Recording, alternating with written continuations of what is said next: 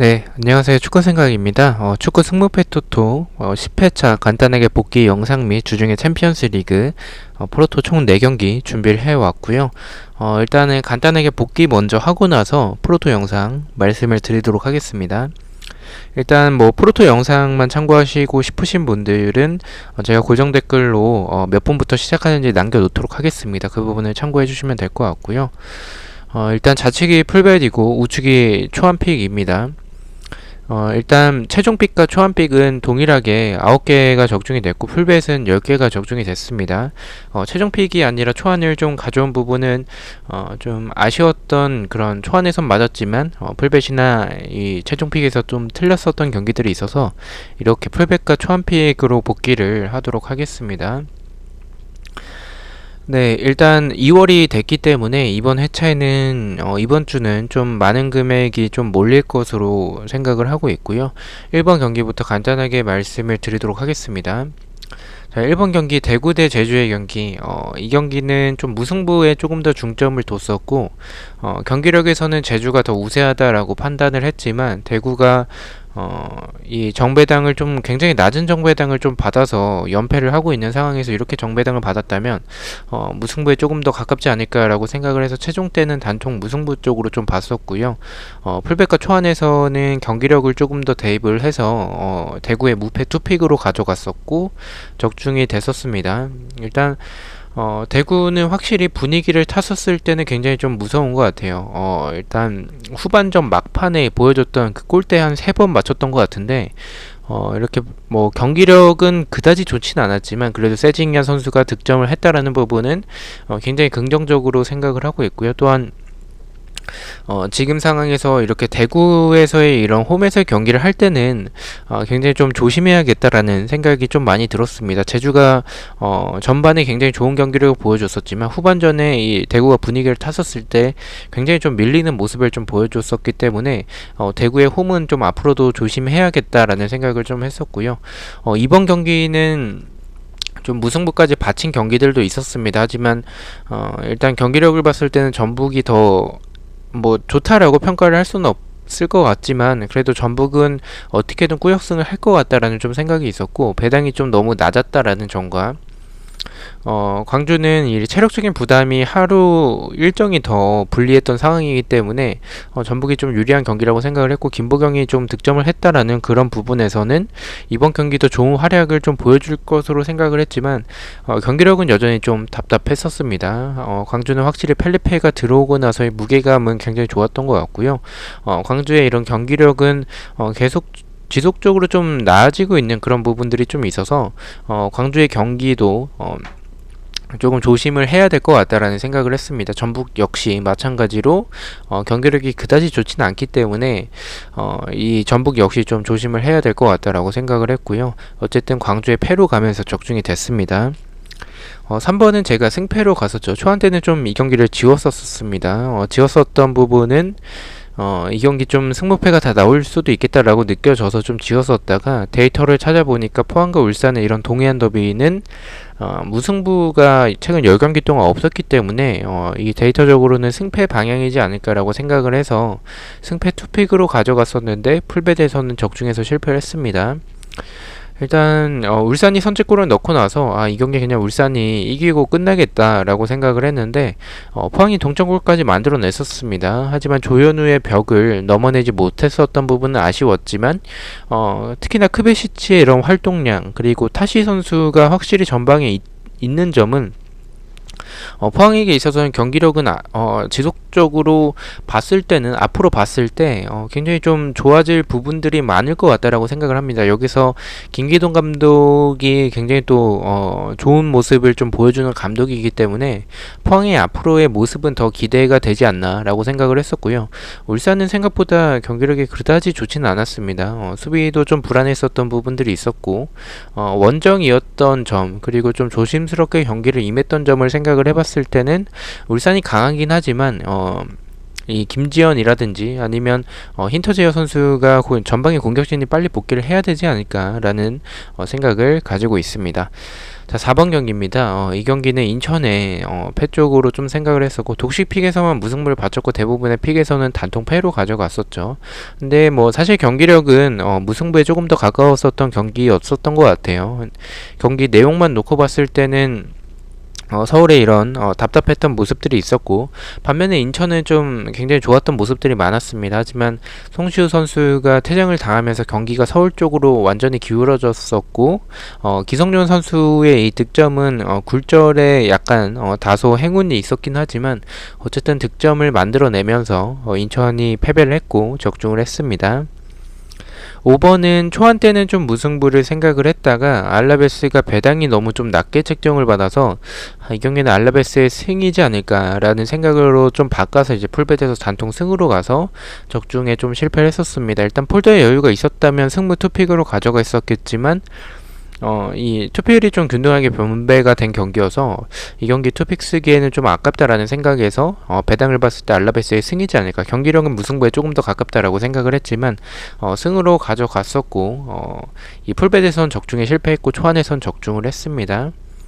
6번은 레알의 승을 봤었는데 이 경기는 굉장히 좀 불안했었습니다. 선제 실점을 했었고 동점을 만들고 나서 그 뒤로 이제 득점이 나오지 않다가 결국에는 이 벤제마의 원더골로 극장골을 넣으면서 저는 추가 시간 됐을 때까지만 하더라도 이거 그냥 무승부로 끝나고 이번 회차 2월 되겠다라고 생각을 했는데 레알이 승리를 했죠. 역전을 하면서 벤제마 덕분에 이제 승리를 한 레알 마드리드의 모습이었습니다. 7번은 오사수나 사이드로 생각을 했었고, 좀 개인적으로는 무승부보다는 조금 승에 더 가깝다라고 생각을 했는데, 오사수나는 확실히 결정력에 있어서 아쉬운 부분들도 아쉬운 부분들이지만 강팀을 만났을 때 잘 비비지만 마찬가지로 하위권 팀을 만났을 때도 잘 비비는 것 같습니다. 그만큼 강팀 상대로 좀 좋지만 약팀 상대로는 조금 약간 좀 알 수가 없는 것 같아요. 어쨌든 이 오사수나 사이드로 생각을 했었고 무승부까지 좀 불안해서 받쳤었는데 풀베드에서 적중이 됐었고 초안에는 단통 승만 가서 적중해서 실패를 했었습니다. 8번 경기는 헤타페의 무패, 이제 아틀레티코 사이드면 적중을 할 것으로 생각을 했었고 무패 투픽으로 좀 대부분의 픽을 보다가 풀베드에서는 아틀레티코가 배당이 너무 높다라는 생각이 있었고 이 경기는 좀 이변으로 가져가야 되지 않을까라는 생각이 좀 들어서 이 경기는 단통 무승부로 갔었고 헤타페에 퇴장이 있었는데도 불구하고 아틀레티코가 득점을 만들어내지 못했습니다. 그래서 이렇게 무승부가 되면서 적중이 됐습니다. 자, 9번 경기는 이 경기는 좀 예측을 아예 못했습니다. 이변이라면 저는 무승부를 봤었겠지만 제가 무승부를 가져간 경기들이 좀 너무 많았어서 이 경기는 그냥 수원FC의 단통 승이 더 맞겠다라고 생각을 했었는데 이제 선제골 넣었을 때만 하더라도 분위기는 좋았어요. 하지만 이제 뮬리치가 저는 죄송합니다. 제가 이 약간 뮬리치의 헤딩을 못 믿어가지고 이거 뮬리치의 헤딩으로는 득점이 불가능할 것으로 생각을 했는데 굉장히 멋진 헤딩골을 넣으면서 동점이 됐었고 수원FC의 박지수 선수가 퇴장을 당하면서 이제 역전을 당했었던 수원FC였었습니다. 성남이 승리를 하면서 좀 어떻게 보면 좀 이변의 경기가 나왔었던 것 같고요. 이 경기는 좀 제가 예측을 아예 못했었던 결과가 나왔었고 적중해서 실패를 했었습니다. 10번은 저는 수원의 단통 무승부로 좀 계속 봐왔었던 경기였었고 적중을 했습니다. 이 경기는 강원이 선제골을 좀 너무 이른 시간에 넣어가지고 이거 잘못하면 강원이 이기겠다라고 생각을 했는데 다행히 수원 삼성의 제리치가 또 헤딩으로 득점을 하면서 무승부가 됐었습니다. 일단 이 경기를 좀 이변으로 봤었던 부분은 수원 삼성이 홈에서 그렇게 좋은 팀은 아니었었는데도 불구하고 홈에서 2연승을 하고 있다라는 점과 수원 삼성의 결정력, 그리고 반대로 강원 FC는 연패가 좀 지금 3연패였었기 때문에 4연패까지는 안 나올 것 같다라고 생각을 했었고 이변으로 이제 강원의 승을 가지 않고 무승부를 갔었던 부분은 두 팀의 상성을 봤었을 때 수원이 강원 상대로 좀 강했었던 모습이 있기 때문에 강원에게 지진 않겠다라는 생각이 좀 들어서 무승부로 갔었고 적중이 됐습니다. 11번 경기는 경기력을 봤을 때 그리고 일정적으로 봤을 때 빌바오가 너무 불리해서 이 경기는 셀타비고가 득점을 만들어내면 이기겠다라고 생각을 했는데 그래서 저는 좀 승에 조금 더 중점을 뒀었습니다. 하지만 이 계속 보다 보니까 빌바오가 원정에서 좋지는 않지만 셀타비고 역시 결정력에서 좀 아쉬운 부분들 그리고 수비적으로 봤을 때 이런 공간이 좀 많았던 부분은 빌바오도 득점을 할 수 있지 않을까라는 생각을 했었는데 그래서 무승부까지 좀 받쳤었죠. 하지만 뭐 두 팀 다 득점 없이 0대 0의 결과가 나오면서 적중이 되긴 했지만 굉장히 좀 어려웠었던 경기였던 것 같아요. 12번은 이 경기도 예측을 아예 못했습니다. 저는 이변이라면 무승부를 봤지 그라나다의 승은 아예 생각을 안 하고 있었고 약간 불안했던 건 투표율이 배당에 비해서 너무 좀 몰리지 않았다 그 부분.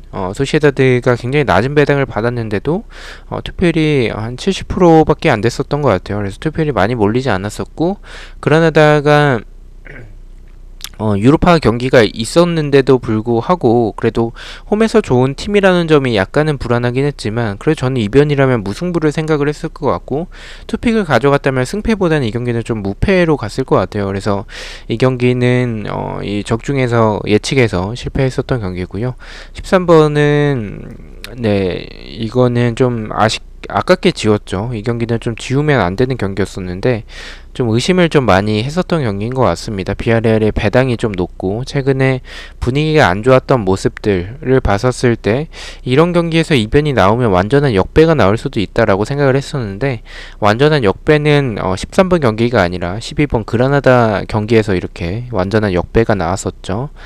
14번 경기는 저는 좀 승패 투픽을 썼지만 이 투픽을 아깝게 쓰진 않았다라고 생각을 해요. 왜냐면 저는 세비야 승보다는 오히려 베티스 승에 조금 더 가깝다라고 생각을 했을 정도로 이 경기는 좀 이변을 생각했었던 경기였었고 세비야가 일정적으로 좀 주중에 챔피언스 리그까지 있었고 베티스가 원정에서 좋은 팀은 아니지만 그래도 최근에 분위기가 좋았었기 때문에 이변이라면 좀 베티스가 이기지 않을까. 무승부를 아예 안 봤었던 부분 두 팀의 이 홈과 원정에서의 무승부가 적다라는 점과 최근에 무승부가 없는 두 팀이라서 승패 방향이면 적중할 것으로 생각을 했었고 적중이 됐었습니다.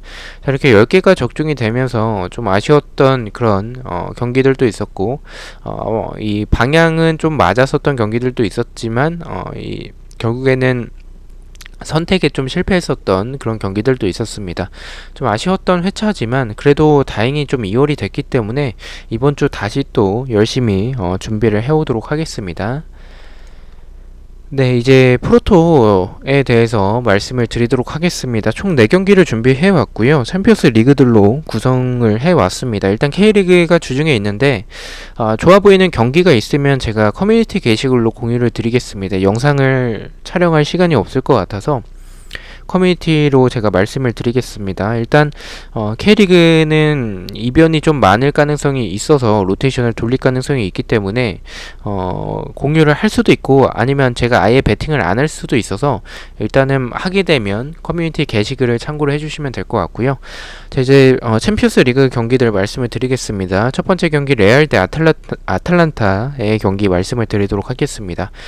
일단 맞대결에서는 레알이 1승을 하고 있고요. 그리고 1차전에서 1대 0으로 승리를 했었습니다. 레알은 카르발, 카세미로, 디아스 선수가 결장 예정이고 아탈란타 같은 경우에는 하테보어 그리고 플로일러 선수가 결장 예정이고 8경기째 무승부가 없습니다. 배당적인 확률은 국내에선 승무 쪽, 해외 배당에서 좀 비슷한 확률을 보여주고 있는데요. 저는 개인적으로 이 경기는 좀 이변으로 가져가도 좋지 않을까라고 생각을 하고 있습니다. 일단 레알은 다행인 점은 라모스와 벤제마가 좀 복귀를 했기 때문에 그 부분은 좀 다행으로 보이긴 하지만 경기력은 그렇게 나쁘진 않았어요. 엘체전에서. 하지만 지금 상대가 아탈란타고 아탈란타의 최근 뭐 분위기가 그렇게 나쁘진 않습니다. 또한 지금 레알의 지금 공격에서의 이런 결정력에 있어서 이런 답답한 부분들은 레알이 득점을 하지 못한다면 저는 아탈란타가 좀 오히려 이 속공으로 득점을 할 가능성이 있지 않을까라는 생각을 좀 가지고 있고, 아탈란타가 선제골 넣게 되면 저는 레알이 좀 라인을 올릴 가능성도 있다라고 생각을 하고 있기 때문에, 그렇게 본다면 저는 아탈란타가 추가 득점을 할 가능성 역시 있지 않을까라는 생각을 가지고 있습니다. 저는 이변으로 패 쪽을 생각을 하고 있지만, 사실 이 경기는 승무패 쪽보다는 언오버 쪽을 가지는 것을 더 추천을 드리고요. 승무패 쪽은 좀 난해한 경기여서 그다지 추천을 드리지는 않습니다. 어쨌든 저는 레알의 패 쪽을 바라보고 있다라고 말씀을 드리고요. 언오버 같은 경우에는 오버 쪽으로 말씀을 드리겠습니다. 1차전에 언더가 나오긴 했지만 분명히 레알이 또 1대 0으로 이긴 상황이라서 원정에서 득점을 했기 때문에 이 경기 좀 조심스럽게 나올 가능성이 큽니다. 하지만 최근에 보여주는 레알의 이런 모습들을 생각을 해본다면 아탈란타가 저는 오히려 선제골을 넣으면 이 경기 좀 많은 득점 치고박는 레알도 일단은 이 한 골을 실점하게 되면 추가 실점을 하지 않기 위해서, 또는 득점을 하게 되면 이제 레알의 입장에서는 엄청난 이득이기 때문에 공격적으로 나올 가능성이 크다라고 생각을 하고 있습니다. 그렇게 본다면 이 경기는 좀 득점이 많이 나오는 경기가 되지 않을까. 2차전에서는 굉장히 재밌는 경기가 될 것으로 생각을 하고 있고요. 오버 쪽을 생각을 하고 있습니다. 핸디캡 같은 경우에 제가 레알의 패로 이변을 보고 있기 때문에 레알의 핸디캡 패를 말씀을 드리도록 하겠습니다. 자, 이번 경기입니다. 맨시티 대 글라드바흐의 경기고요. 상대 전적은 2승 1무로 맨시티가 우세한 부분을 보여주고 있고, 1차전에서는 2대 0으로 승리를 했었습니다. 일단 배당도 승이고요. 일단 이 맨시티 2연승을 하고 있습니다. 글라드바흐는 컷경기 포함해서 6연패를 하고 있어요. 최근에 분위기가 굉장히 좋지 않고 벤센바이니 그리고 크라머 선수가 결장 예정입니다. 일단 두 팀의 모습, 최근의 흐름을 봤었을 때 맨시티가 물론 최근에 맨유에게 지긴 했지만 그 전까지 좀 연승을 이어나가고 있었고, 맨유에게 패배하고 나서는 또 2연승을 하고 있는 상황이기 때문에 분위기는 굉장히 좋습니다. 그리고 챔피언스 리그에 오히려 더 집중할 가능성이 높고, 맨시티는 리그 우승보다는 챔피언스 리그 우승이 더 간절한 상황이고요. 글라드바흐 같은 경우에 최근에 분위기가 너무 좋지 않습니다. 경기력도 좋지 않고, 경기를 봤는데 결정력도 굉장히 좀 떨어지는 모습들, 수비도 좀 불안한 부분들이 많았습니다. 글라드바흐의 역시나 좋은 점은 이 압박으로 볼을 탈취하고 역습으로 나아가는 그런 과정들이 굉장히 좋긴 하지만, 맨시티의 최근의 수비는 좀 단단하고, 그리고 지난 경기에서 뭐 데브라이너나 뭐 긴도안, 뭐 필포덴, 뭐 이런 마레즈 이런 선수들을 조금 휴식을 줬어요. 그래서 좀 약간의 로테이션도 좀 가동했다라고 생각을 하고 있고요. 글라드바흐는 최근에 리그에서 좋은 흐름이 아니기 때문에 로테이션을 돌리지 못했죠. 그래서 저는 이 경기는 맨시티가 무난하게 이기고 대승을 하는 경기라고 생각을 하고 있습니다. 맨시티의 승을 생각을 하고 있고요. 언오버 같은 경우에는 득점이 적게 나올 경기는 아니라고 생각을 하고 있고, 글라드바흐의 최근의 수비 모습을 본다면 이 경기는 맨시티가 대승을 할 가능성이 있는 경기지 않을까라는 생각을 좀 가지고 있긴 합니다. 그래서 이 득점이 많이 나올 경기라고 생각을 하고 있어서 오버 쪽을 생각을 하고 있고요.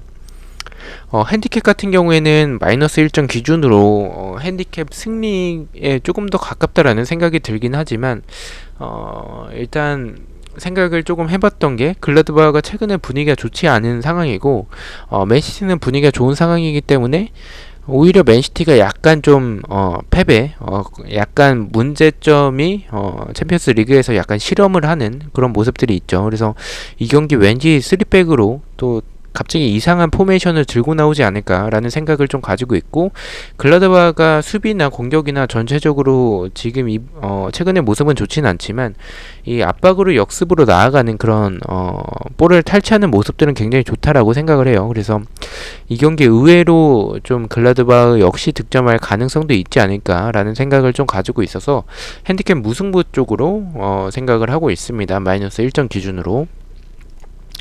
자, 3번 경기입니다. 미넨 대 라치오의 경기고요. 맞대결에서는 미넨이 1승을 하고 있고 1차전에서 4대1로 승리를 했었습니다. 미넨 같은 경우에는 알라바 그리고 톨리소 선수가 결장 예정이고 더글라스 코스타 역시 결장 예정입니다. 미네는 이 라치오와 1차전을 하기 전까지만 하더라도 좋지 않은 흐름이었었는데 라치오와 1차전 이후에 지속적으로 승리하면서 컷 경기 포함해서 4연승을 하고 있고요. 라치오 같은 경우에는 펠리페 라짜리 선수가 결장 예정이고 원정에서 3연패를 하고 있습니다. 최근의 분위기를 봤었을 때 원정에서 좋지 않은 모습을 보여주고 있는 라치오, 그리고 반면에 컷 경기 포함해서 4연승을 하고 있는 미네의 경기라서 이 경기는 의심을 하기는 좀 어려운 경기지 않을까라고 생각을 하고 있습니다. 승을 좀 생각을 하고 있고요. 언어버 같은 경우에는 조금 언더를 가져갈까? 왜냐면 미넨이 1차전에서 크게 승리했기 때문에 그냥 좀 안정적으로 경기를 펼칠 수도 있을 것 같다라는 생각에 언더 쪽도 조금 고민을 했습니다. 하지만 오버로 가져가도록 하겠습니다. 그렇게 생각하는 이유는 미넨은 좀 무자비한 팀이죠. 분명히 경기를 대충 할 것 같지는 않습니다. 한 골 넣으면 두 골을 더 넣으려고 노력할 거고 두 골 넣으면 세 골을 넣으려고 더 노력할 겁니다. 그래서 이 경기는 득점이 많이 나올 경기라고 생각을 하고 있고요. 핸디캡 같은 경우에는 마이너스 1점 기준으로 핸디캡 승리, 최근에 라치오가 보여주는 이 3백을 지속적으로 사용을 하는데 측면에 대한 공간들이 좀 너무 많지 않나라고 생각을 합니다.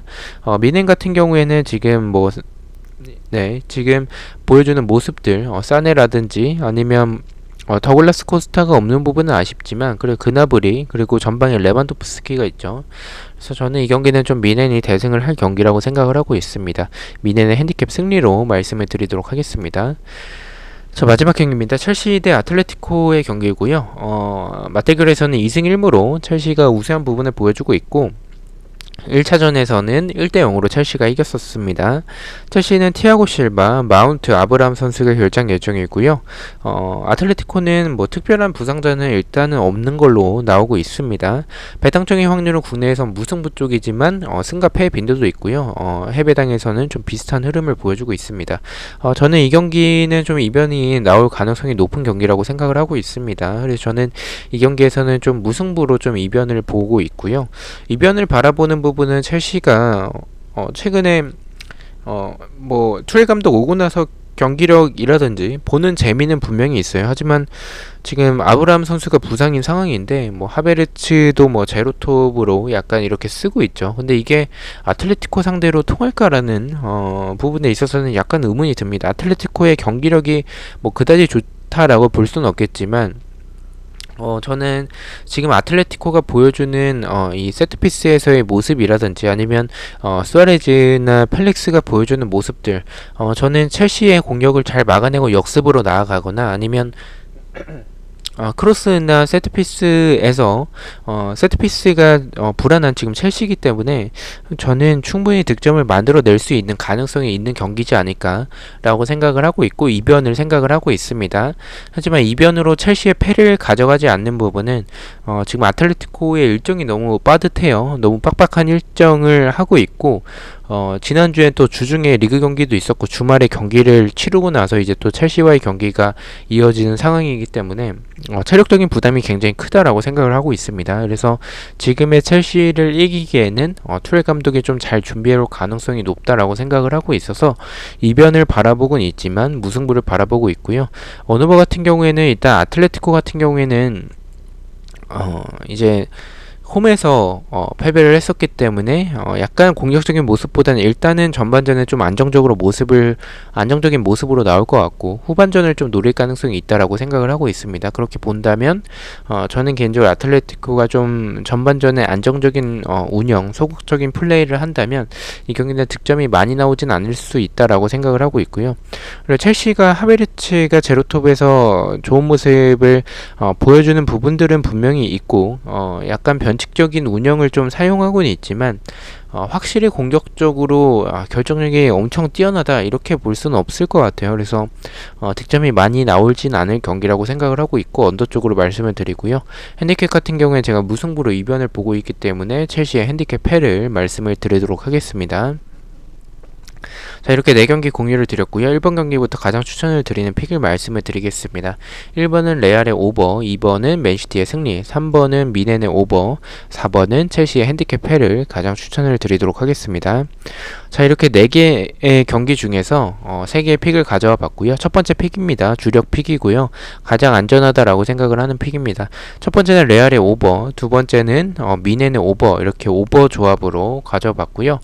레알의 오버가 조금 불안하신 분들은 맨시티의 오버도 괜찮다라고 생각을 하고 있습니다.